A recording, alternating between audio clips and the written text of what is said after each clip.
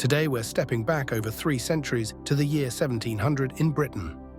It was a year of political tensions, societal shifts, and notable events that helped shape the course of the 18th century. At the helm of Britain was a monarch in waiting, Princess Anne, the future queen, whose life was filled with both influence and tragedy. We'll take a look at her story, the lives of those around her, and key births and deaths that marked this pivotal year in British history. So let's dive into the world of 1700. First, let's talk about Anne, daughter of James II, and a pivotal figure in British history. At the dawn of 1700, Anne was not yet queen. She would ascend the throne in 1702. But even at this time, she was already shaping the British political and cultural landscape. Anne was married to Prince George of Denmark and was a prominent Protestant, which was significant given Britain's fraught religious divides. She was deeply involved in the country's political intrigues and was a favorite of the people, admired for her determination despite personal tragedies. Anne's life was marked by profound personal losses. She was pregnant at least 17 times, but nearly all her children died young.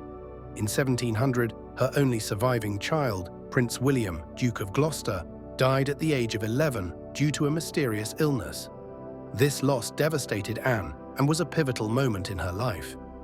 It also created a crisis in the line of succession, as her cousin William III, then reigning king, had no surviving heirs either.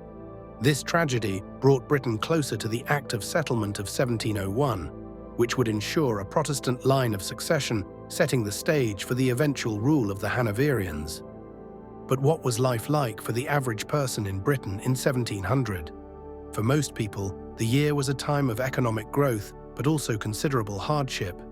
The agricultural revolution was in its early stages, beginning to transform the countryside with new farming techniques. But in the cities, life was hard. London in particular was overcrowded, unsanitary, and plagued by crime. London was one of Europe's largest cities, with nearly 500,000 residents.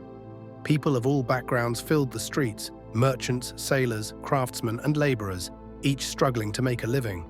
The city was notorious for its high levels of crime, as poor living conditions drove many to theft, and law enforcement was still quite rudimentary. However, there was also a growing middle class, and for some, life was comfortable. Social clubs, coffee houses, and theatres were rising in popularity, and literary figures like Daniel Defoe and Jonathan Swift were already beginning to make their mark. The year 1700 also witnessed some important births and deaths that would shape British society. Let's look at a few key figures. In 1700, the poet William Wordsworth wasn't yet born, but he represents the intellectual and literary evolution that was beginning in this period. Britain was already fostering a culture of intellectual and artistic growth that would blossom in the years to come, with writers, thinkers, and scientists preparing to change the world. Margaret Cavendish, Duchess of Newcastle, passed away in 1700. She was a remarkable figure, a scientist, philosopher, and author who defied the conventions of her time. Cavendish was among the first women to publish under her own name in a field dominated by men. Her works, such as The Blazing World, explored science fiction ideas long before the genre existed. Cavendish left behind a legacy of daring and intellect, encouraging women to seek knowledge and question society's boundaries. We've already mentioned the tragic death of Prince William, the Duke of Gloucester. His passing left Britain without a clear Protestant heir, a crisis that would haunt the monarchy and force Parliament to address succession issues to avoid the return of a Catholic monarch. The resulting Act of Settlement of 1701 would solidify the future of the British monarchy, eventually leading to the rise of the Hanoverian dynasty. The year 1700 wasn't just significant for Britain, but was a pivotal moment in European politics as well. War was brewing on the continent, tensions that would eventually lead to the War of the Spanish Succession. With King Charles II of Spain dying childless, Europe was on edge, with Britain, France, and other nations vying for influence over the Spanish throne. Britain's involvement in European conflicts would soon intensify, making this year one of diplomatic maneuvering and military preparation. To sum it up, the year 1700 in Britain was a time of personal and political crossroads. It was a period of hardship and resilience, with key figures like Princess Anne navigating profound personal tragedy while still preparing for a monumental role in Britain's future.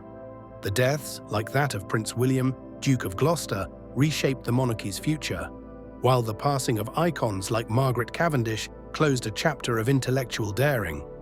The events of 1700 remind us how much history turns on moments of both joy and sorrow, victory and loss. These stories help us understand how Britain evolved and how one year set the stage for future transformations. Thanks for joining us in this journey back to 1700. If you enjoyed this look into history, make sure to like, subscribe, and join us for more dives into fascinating years gone by.